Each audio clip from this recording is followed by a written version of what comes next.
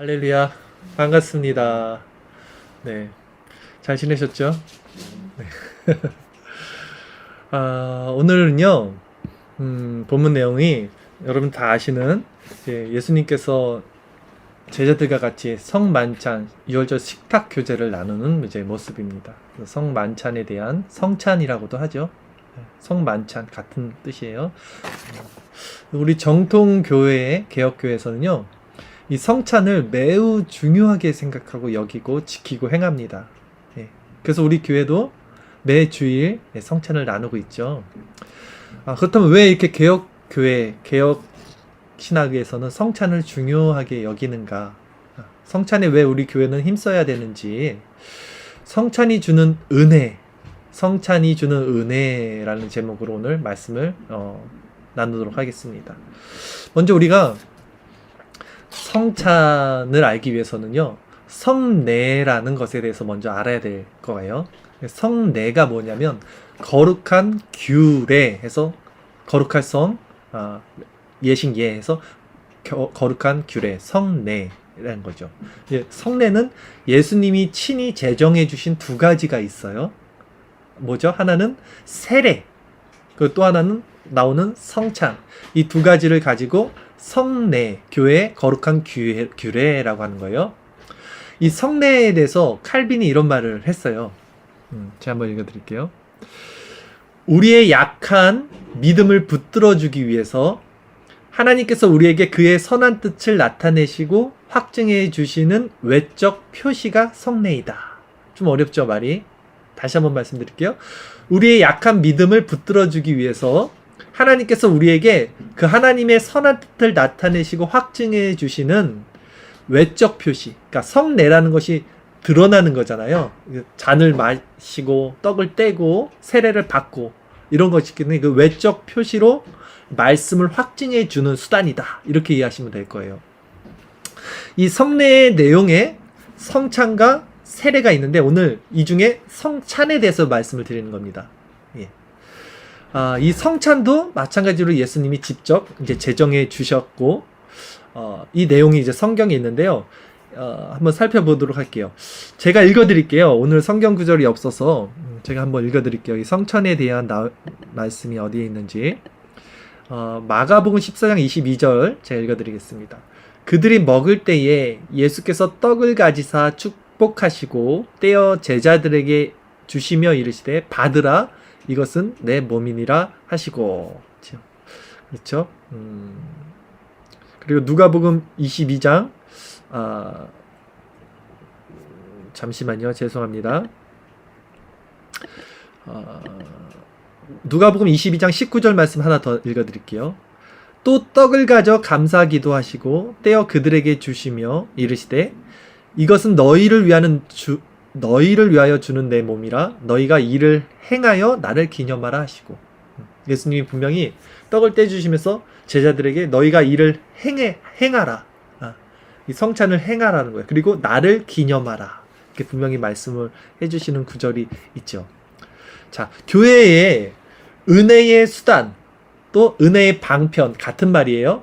두 가지가 있습니다. 은혜의 수단과 은혜의 방편 뭐냐면요, 말씀과 성례입니다. 말씀과 성례. 그러니까 하나님께 우리가 받을 수 있는 은혜의 수단은 말씀과 성례예요. 두 가지밖에 없어요. 또 혹자는 기도도 포함시키긴 해요. 기도도 우리가 은혜의 수단으로 포함시키긴 하는데 개혁주의 안에서도 정통 개혁주의에서 말하는 것은 말씀과 성례예요. 사실은 말씀이에요. 오직 말씀. 말씀만이 은혜의 유일한 수단이고 방편인 거예요. 근데 왜 성례를 같이 넣냐면 성례가 보이는 말씀이라는 거예요. 예. 성례도 말씀이라는 거예요. 아까 칼빈이 얘기했듯이 외적 증거. 하나님의 말씀만이 유일한 우리의 은혜의 수단인데 성찬 또 세례, 이 성례는 보이는 말씀이다. 그래서 은혜의 수단으로 말씀과 성례가 들어가는 것입니다. 기도나 찬양은 사실 우리가 하나님께 드려질 수 있기 때문에 하나님께로부터 온전히 받을 수 있는 은혜의 방편은 말씀밖에 없다는 거예요. 이해하셨죠?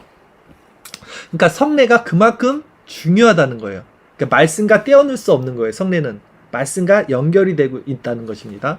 오늘은 그 성례 중에 하나인 성찬에 대해서 이제 알아보는 겁니다. 자, 성찬이 무엇인지 한번 의미를 살펴볼게요. 성찬은 예수님께서 오늘 본문에 살펴봤듯이 이제 십자가를 지시기 바로 전날, 유월절, 그 전날 유월절 만찬을 해요. 유대인들은 그 만찬 때 제자들에게 떡과 포도주를 주면서 친히 제정해 주신 예식이었죠. 이 성찬에서 나누는 떡, 그리고 이제 잔이 있습니다. 이 떡은요, 어떤 의미를 갖고 있냐면 우리 죄를 위해서 이제 곧 찢겨지실 예수님의 몸을 기념을 하게 돼요. 그래서 떡은 사실 빵이죠. 이 빵이 하나의 빵이에요. 유대인들은 이만한 크다란 그 유월절 빵을 먹잖아요. 딱딱하게 빵을 그렇게 떼어서 주는 거예요. 하나의 떡을 몸을 찢어서 나누는 겁니다. 이 의미가 있는 거예요. 그래서 사실 우리가 드리는 이 약식 성찬은 조금 미흡해요. 그런 부분에서 사실은 하나의 떡, 그것을 하늘에서 내려온 만나라고 또 성경이 말하잖아요. 그 하나의 예수, 참된 그 예수의 몸을 우리가 나누는 것, 찢는 것, 그 의미가 있는 거예요. 십자가에서 이제 죽으신, 찢어지신 예수님의 몸을 이 떡이 담고 있는 것입니다. 본문을 한번 볼까요? 이제 마가복음 14장 22절이죠. 마가복음 14장 22절 같이 읽겠습니다. 그들이 먹을 때에 예수께서 떡을 가지사 축복하시고 떼어 제자들에게 주시며 이르시되 받으라, 이것은 내 몸이니라 하시고. 그쵸? 예수님이 이제 내 몸이다, 찢어질 나의 몸이야 라고 말을 하고 있는 것입니다. 그리고 이제 성찬에서 나누는 잔, 이 잔의 의미는요, 예수님이 흘리신 피를 의미하겠죠. 예. 그리고 그 언약의 성취. 왜냐면 피로써 모든 죄가 사하고 언약이 성취된단 말이에요. 구약에 보면 그 언약의 성취가 바로 이 예수님이 흘리신 피로써 완성이 되는 거예요. 본문 말씀 다시 한번 살펴볼게요. 이어서 마가복음 14장 23절 또 24절까지 말씀 같이 읽겠습니다. 또 잔을 가지사 감사 기도하시고 그들에게 주시니 다 이를 마시매 이르시되 이것은 많은 사람을 위하여 흘리는 나의 피 곧 언약의 피니라. 그렇죠? 언약이 완성이 되는 겁니다. 자, 그런데 조금 여기에서 생각해 볼 문제가 있어요. 예수님이 지금 뭐라 그랬냐면 이것은 많은 사람을 위하여 흘리는 나의 피라 그럽니다. 많은 사람을 위하여 나의 피. 자, 우리가 성경에 보면요, 구원받는 사람의 수는 많다고 합니까? 적다고 합니까? 적다고 하죠. 적은 걸 알 수 있어요.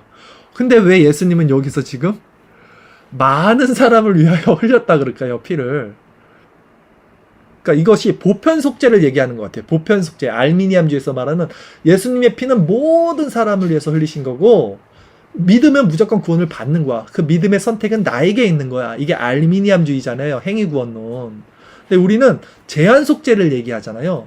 그 피의 효력은 정말 제한적이고 극소수 택한 백성들에게만 피가 효력이 있다. 근데 예수님이 지금 분명히 많은 사람을 위하여 흘리는 나의 피라고 말을 합니다. 이것을 어떻게 우리가 이해를 해야 되냐면, 예수님의 피의 공로는요, 예수님을 믿든 믿지 않든 이 세상에 있는 모든 전 인류의 죄를 다 속하고 구원을, 그 언약을 성취할 수 있을 만큼 큽니다. 넘칩니다. 풍성하다는 거예요.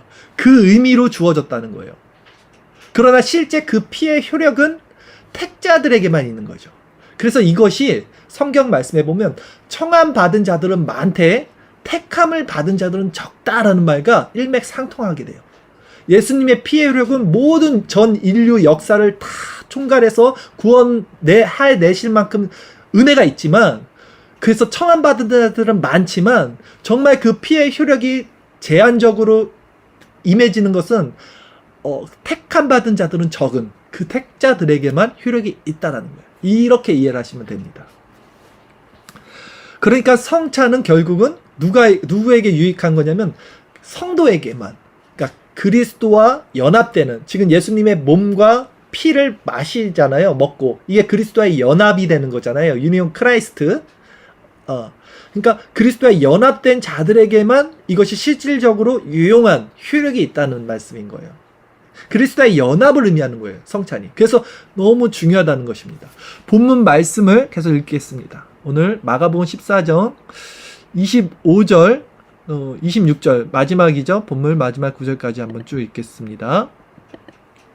진실로 너희에게 이르노니 내가 포도나무에서 난 것을 하나님 나라에서 새 것으로 마시는 날까지 다시 마시지 아니하리라 하시니라. 이에 그들이 찬미하고 감난산으로 가니라. 아멘. 지금 예수님이 십자가 지시고 돌아가실 걸 제자들이 아직 잘 모르는 상황이에요. 근데 예수님은 사실 그것을 예표해서 성찬을 나눠주신 거잖아요. 그러니까 예수님 말씀하시는 거예요. 나 이제 죽으러 가는 거야. 그래서 내가 이거 다시 안 먹는다는 거예요. 그래서 하나님 나라에서 새 것으로 그것을 먹는 날까지는 내가 마시지 않겠다. 즉 예수님의 죽음과 부활에 대해서 확증해 주시는 말씀인 거죠. 네. 자, 오늘 이렇게 본문을 살펴봤는데요. 그렇다면 우리가 지금 나누는 이 성찬이 실질적으로 우리 성도들에게, 우리 예배 가운데 매주 드리는 이 성찬이 어떤 유익이 있는지, 우리들에게 실제적으로, 또 교회는 왜 이 성찬을 힘써서 행해야 되는지에 대해서 세 가지 내용을 가지고 말씀 한번 드려볼게요. 첫째, 교회가 성찬에 힘써야 되는 이유는요, 우선은 예수님이 친히 제정해 주신 명령이기 때문이에요. 이것이 우리 아까 살펴봤듯이 누가복음 22장 19절 말씀 제가 한번 읽어드릴게요.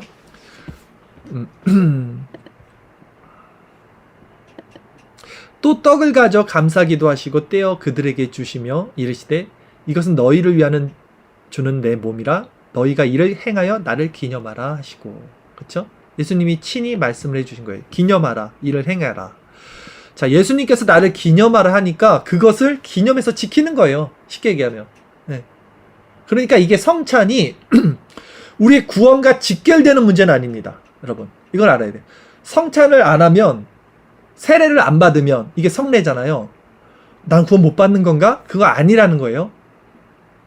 세례를 안 받아도, 못 받아도, 성찬을 나누지 못해도 그것이 직접적으로 우리 구원과 연결된 것은 아니라는 거예요. 네. 단지 이것은 예수님이 제정해 주셨고 우리에게 주신 명령이고 또 믿음의 은혜의 방편이기 때문에 우리가 이것을 확증으로, 그 신앙의 확증으로 삼는 거지, 이것이 구원의 이것을 꼭 필요 조건, 필요 요소는 아니라는 거예요. 근데 로만 카톨릭은 이것을 필요 요소, 필요 조건으로 보는 거예요. 구원에. 로만 카톨릭도 성례를 드리죠. 마찬가지로 성찬을 드리고 또 세례를 받죠. 거기다 5가지를 더 붙여서 칠성례라는 걸 만들었어요. 그래서 이들은 이걸 다 지켜 행해야지만 구원을 받는다, 이렇게 말을 하고 있어요. 우리는 아니라는 것입니다. 자, 예수님께서 나를 기념하라 해서 말씀하셨기 때문에 이것을 기념하는데, 참고로 칠성례가 뭔지에 대해서 한번 말씀을 드려볼게요. 칠성례는 뭐가 있냐면요, 로마 가톨릭의 칠성례, 우리 세례에 해당하는 것, 이제 성세성사라고 합니다. 우리가 세례를 받잖아요. 유아 세례를 받든 커서 세례를 받든 이 성세성사 것이 있고, 또 견진성사라는 게 있대요. 이건 뭐냐면 세례를 받은 사람이 이제는 성령의 충만함을 받아서 막 은혜가 넘쳐야 돼. 믿음이 더 강화되기 위해서 받는 게 견진성사라고 합니다. 처음 들어보셨죠? 저도 처음 봤어요. 그러니까 성경에 없어요. 세례를 받으면 끝인데 세례를 받은 사람이 더 성령의 충만함을 받기 위해서 뭘 또 받아야 된다고 가르치는 거예요. 이걸. 네, 견진성사라는 거예요. 성경에도 없는, 전혀 성경적 근거가 없는 거. 또 세 번째는 성체성사라 그래요. 이게 바로 우리가 하고 있는 성찬과 똑같은 거예요. 성체성사. 근데 이들은 떡과 포도주가 진짜 예수님의 살과 피로 변화된다 그러죠. 그 화채설이라 그러죠. 그러니까 이것도 미신이에요. 완전히 이거는 미신적인 거예요. 이건 조금 후에 다시 설명을 드릴게요. 그리고 네 번째로는 고해성사. 이건 아시죠? 많이 들어보셨죠? 네, 신부에게 가서 자기의 죄를 고백하고 죄를 용서받는 거. 예수님께 죄를 구하고 용서받아야 되는데 왜 신부에게 가는지 모르겠어요. 또 5번째로는 병자성사라고 있어요. 이게 원래는 종부성사라고 했는데 이름을 바꿨더라고요. 카톨릭께서. 왜 바꿨냐면 이 종부성사가 뭐냐면 죽기 전에 병에 걸리면 이거 죽을 병에 걸렸을 때 이걸 받아야지만 구원을 받는다는 거예요. 사람들이 늙으면 죽잖아요. 병 걸리고. 그때 이 종부성사를 꼭 받아야지만, 이 사람들은 이 칠성례를 행해야지만 구원을 받으니까. 그래서 중세 때 패스트 있잖아요. 흑사병 걸렸을 때 신부들이 그렇게 많이 죽어나간 거예요. 그러니까 패스트 걸린 사람들 다 죽잖아요. 그럼 혼자 이제 고립돼 있어야 되는데 이 사람들을 종부성사를 하려면 신부가 가야 돼요. 이걸 안 해주면 이 사람들은 구원을 못 받는 거잖아요. 그러니까 자기들의 꾀에 자기들이 넘어간 거예요. 그러니까 전염병을 각오하고도 신부들이 가서 이 사람들에게 종부성사를 해주는 거예요. 그리고 같이 전염병이 옮겠죠. 그리고 같이 죽는 거예요. 막 이런 일들이 허다하게 많았다고 합니다. 네. 그러니까 자기 발등을 찍은 거죠. 자기들이 만든 그 교리에. 이게 바로 이제 종부성사인데, 그러니까 너무 많이 죽어나가니까 이걸 바꿨더라고요. 가톨릭에서 어떻게 바꿨냐면 병자성사라는 말로 바꿨어요. 그러니까 죽을 병에 걸린 사람에게 한 번 주는 것이 종부성사였는데 그게 아니라 그냥 아픈 사람에게 주는 것이 병자성사다. 그래서 이제 아프면 무조건 받을 수 있게 이렇게 바꿨더라고요. 제가 살펴봤더니. 자, 6번째는 뭐가 있냐면 칠성례 중에 6번째는 이거 그냥 한번 듣고 잊어버려도 돼요. 굳이 중요한 건 아닌데 그래서 제가 한번 말씀드리는 거예요. 이제 교회 봉사하기 위해서는 또 뭘 받아야 돼요. 성직자뿐 아니라 우리가 교회 봉사하기 위해서는 뭘 받는데 이 직능을 수여하는 것이 신품성사라 그래서 이걸 받는 거예요. 이걸 받아야지만 교회 일을 할 수 있는 거예요. 그리고 마지막으로 혼인성사. 이건 쉽죠? 결혼할 때 받는 거. 이렇게 해서 칠성례를 말씀의 권위보다 위에 둡니다. 우리가 교회 은혜의 방편이 두 가지라 그랬어요. 말씀과 성례라 그랬죠. 근데 이들은 이 성례, 그것도 5가지를 덧붙인 칠성례를 이 말씀의 권위보다 위에 둔다는 거예요. 근데 우리 개신교, 우리 개혁주의는 말씀을 성례보다 위에 둡니다. 왜냐면 이 진짜 말씀으로 인해서 성례가 이루어지는 것이니까. 그러니까 성례가 없이 말씀은 존재할 수 있어요. 성경으로 존재하니까. 근데 성경이 없으면 성례는 존재할 수 없잖아요. 예수님의 말씀이 없는데 어떻게 이게 무슨 의미가 있겠어요?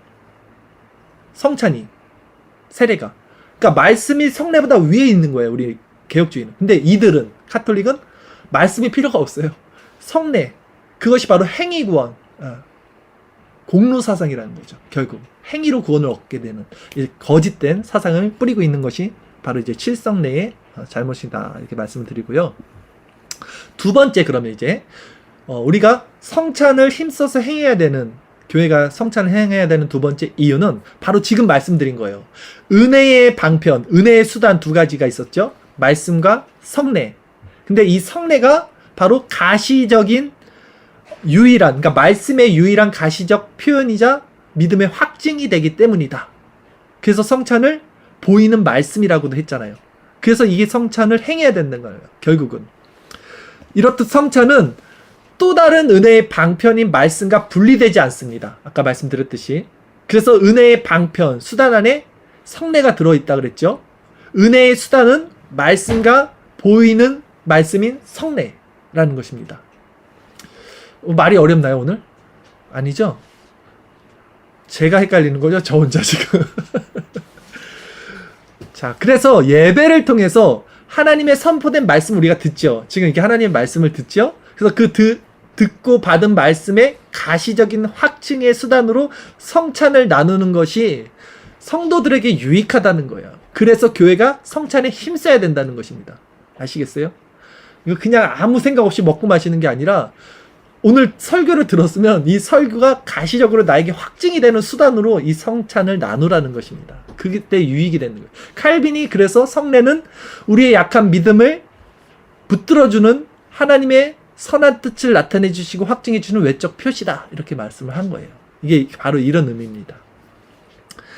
자, 세 번째, 그러면 교회가 성찬에 힘써야 되는 이유, 세 번째 마지막은 뭐냐면요. 이 성찬이 교회 권징의 아주 유용한 수단이 되기 때문입니다. 교회의 권징. 오늘 좀 어려워요. 용어들이 나와요. 개혁교회의 3가지 표지가 있죠. 개혁교지의 3가지 표지 우리 배웠죠. 토요 성경 공부 시간에 항상. 첫 번째 뭐죠? 순수한 말씀의 선포가 있어야 돼요. 순수한 말씀의 선포. 두 번째가 바로 올바른 성례의 시행입니다. 이 성례의 시행. 또 개혁교회의 3가지 표지 마지막 세 번째가 정당한 권징의 실행입니다. 권징이 바로 7이에요. 그러니까 여기서도 분명히 올바른 성례의 시행이 교회의 표지라는 거예요. 그러니까 성찬을 나눠야 되는 거예요. 그러니까 성례가 그만큼 중요한 거예요. 그리고 정당한 권징, 치리의 실행 또한 참 교회의 표지가 되는 거예요. 그런데 이 권징을 행하는데, 그러니까 치리를 행하는데요, 어떤 치리의 종류들이 있냐면 뭐 권고도 있고 뭐 이런데 수찬 금지라는 조항들이 많이 써요. 수찬 금지라는 게 뭐냐면 바로 성찬을 금지하는 겁니다. 너 한 달 동안 성찬 금지, 6개월 성찬 금지, 1년 성찬 금지까지 있었어요. 살펴봤더니 역사적으로 1년 동안 성찬을 못하게 하는 거예요. 교회 안에서 예배는 다 드리는데 성찬을 못하게 하는 거예요. 그게 교회 권징으로서 수단이 된단 말이죠. 근데 이 교회 권징이 교회의 표지란 말이에요. 그러니까 엄청 중요한 거예요. 즉 무슨 말이냐면 교회의 표지인 치리가 권징이 실행이 되려면 성찬이 필요한 거예요. 그 수단으로서 성찬을 매주 해야지. 만약에 성찬을 1년에 한 번 하는 교회가 있어. 근데 권징을 때렸어요. 때렸어? 표현이 그렇다. 6개월 성찬 금지를 줬어. 아무 의미가 없는 거야. 아무 의미가. 성찬을 1년에 한 번 하는데 수찬 금지 6개월이 무슨 의미가 있냐고요. 수찬 금지 1년을 때렸어. 그게 무슨 의미가 있냐고요. 1년에 한 번 하는데.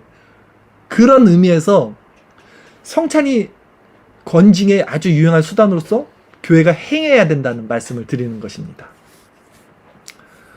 이렇게 교회가 성찬에 힘써야 되는 이유 3가지에 대해서 말씀을 드렸는데요. 한번 다시 정리해 드릴게요. 첫 번째는 이것은 예수님의 명령이기 때문이에요. 예수님이 제정해 주시는 것이다.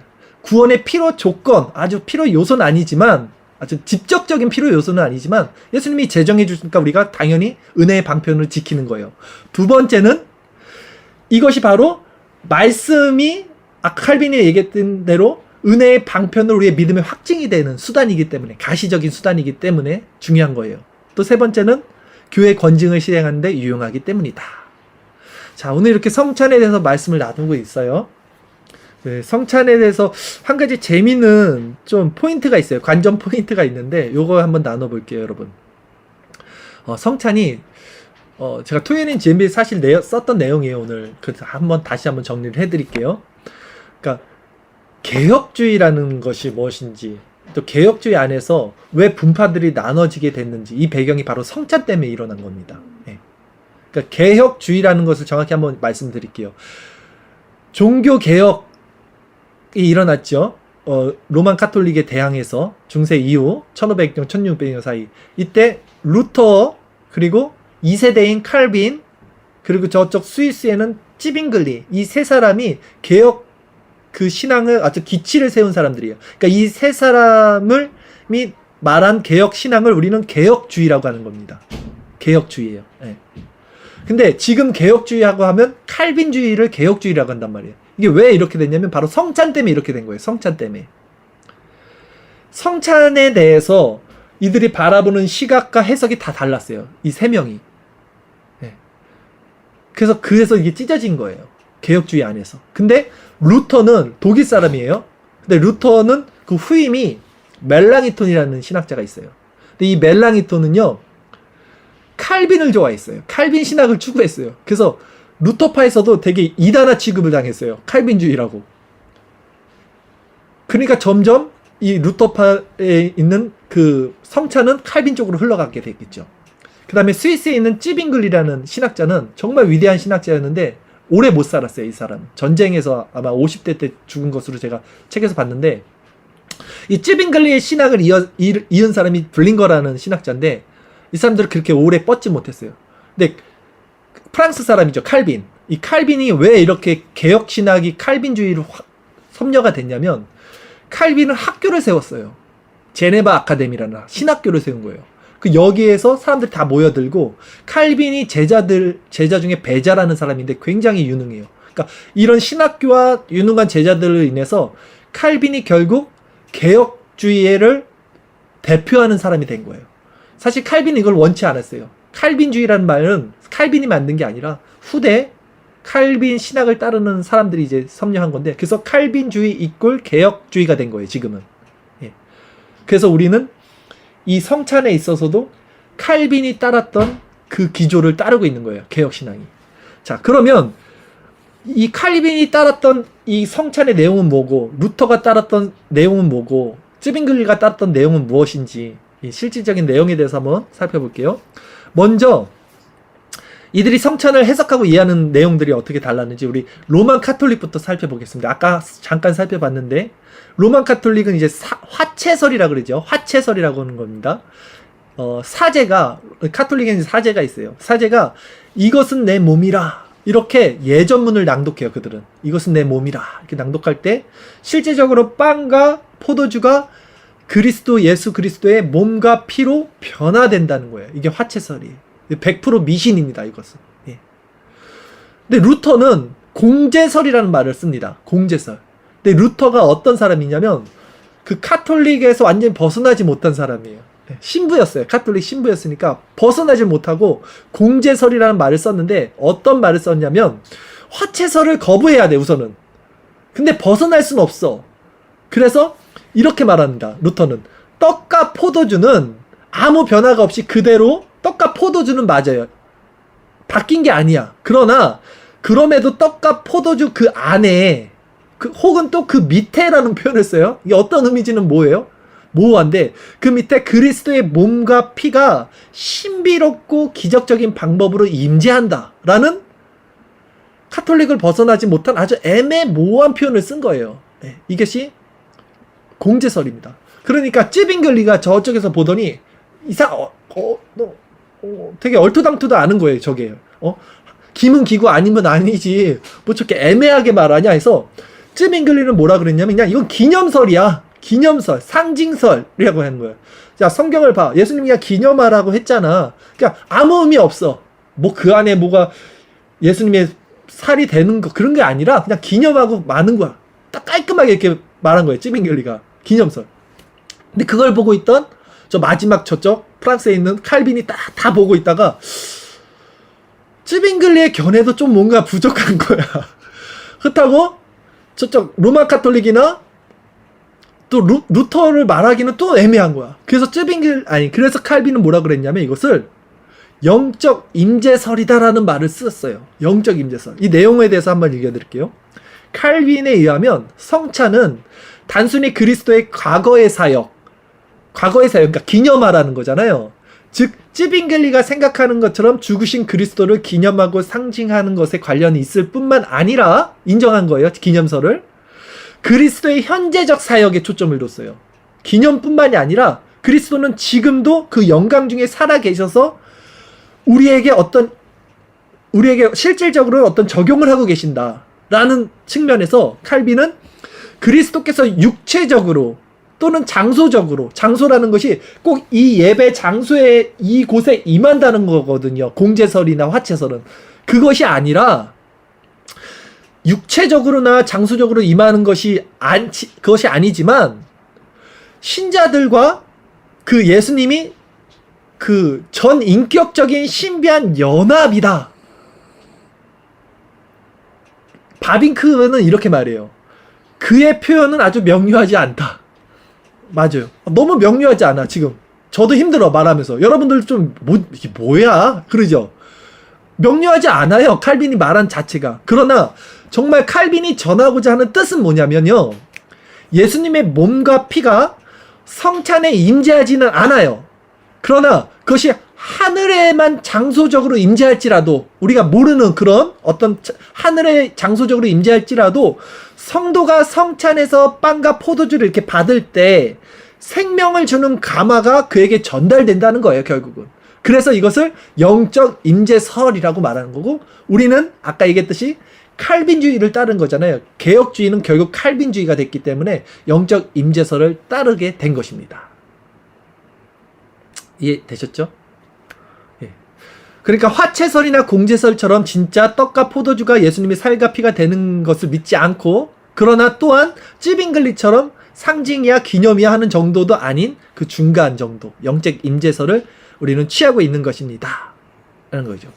그러니까 이것을 우리가 취한다면 이 영적 임재설을 따른다면 이것은 가볍게 여겨서는 안 되는 거예요. 찌빙글리처럼 이건 그냥 하나의 기념이야 상징이야 하고 먹고 마시고 끝내는 게 아니라는 거예요. 분명히 영적으로 임재한다는 거예요. 지금 우리에게 이 실용적으로 실제적으로 이것을 먹을 때 그런 마음 자세로 우리가 가져야 된다는 것이죠. 고린도전서 11장 28절 29절 말씀을 제가 한번 읽어드릴게요. 어떤 말씀이 있냐면 사람이 자기를 살피고 그 후에야 이 떡을 먹고 이 잔을 마실지니 주의 몸을 분별하지 못하고 먹고 마시는 자는 자기의 죄를 먹고 마시는 것이다. 이런 말씀이 있어요. 그러니까 성찬을 함부로 아무렇게나 그냥 이거는 하나의 기념이야 라는 식으로 해서는 안 된다는 거예요. 제가 오늘 이 말씀을 왜 드리냐면 우리 안에도 지금 성찬을 이렇게 드리고 있는 내용들이 너무나 많아요. 교회 안에서. 그래서 저희 교회는 분명히 다시 이번 기회를 틀어서 말씀드리는데 여러분 안에 만약에 죄가 있고 정말 이것이 내가 먹으면 안 되는 내 상황이야. 내 영적 상황이 그런 거면 먹지 마세요. 여러분의 죄를 먹고 마시는 거라 그러잖아요. 정말 내가 믿음으로써 오늘 받은 말씀을 내 믿음으로 확증하고 내가 이 믿음의 결단으로 살아가겠다는 확신이 있으면 그 확신의 수단으로 이것을 하시라는 거예요. 네. 그리고 다시 말씀드리지만 예를 들어서 교회에 참석을 많이 출석을 빠지시고 그러니까 물론 세례를 받으신 분들은 성찬의 자격이 주어지지만 출석도 잘 안 하시고 정말 당회에서 목사가 봤을 때 정말 구원의 확신이 있는 자가 아닌데 성찬을 참여한다는 것은 제가 금지할 겁니다. 앞으로 아무나 함부로 성찬 참여하지 못하게 할 거예요. 세례를 받은 사람들은 다 참여하는 거 없습니다. 우리에게는. 예. 그만큼 성찬은 영적 임재로 실질적으로 중요하다는 말씀을 드리는 거예요. 여러분 함부로 대하지 말자는 거예요. 성찬을. 자, 오늘 말씀 이렇게 정리할게요. 굉장히 오늘 짧게 말씀을 정리했는데요.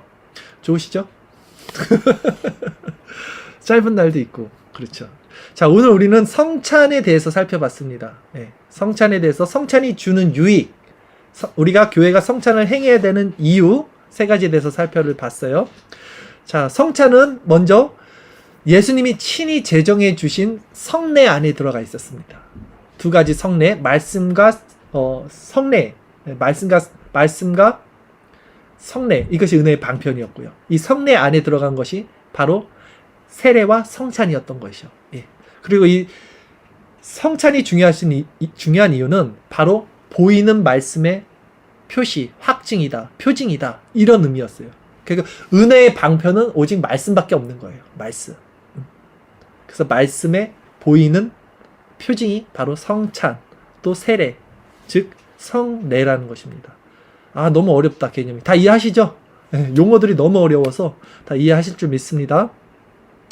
자, 우리가 이 성찬을 행할 때는요, 가장 중요한 것은 바로 예수 그리스도의 몸과 피에 우리가 합한다, 합일된다, 그리스도의 연합의 사실입니다. 그래서 이것을 사실은 신학적인 용어로 이중정가와 연결이 됩니다. 어떤 의미냐면 우리의 죄는 예수님께 정가가 되는 거예요. 우리가 이 떡을 먹으면서 예수님이 이 떡을 몸을 찢긴 이유가 그거잖아요. 우리 죄를 속하기 위해서.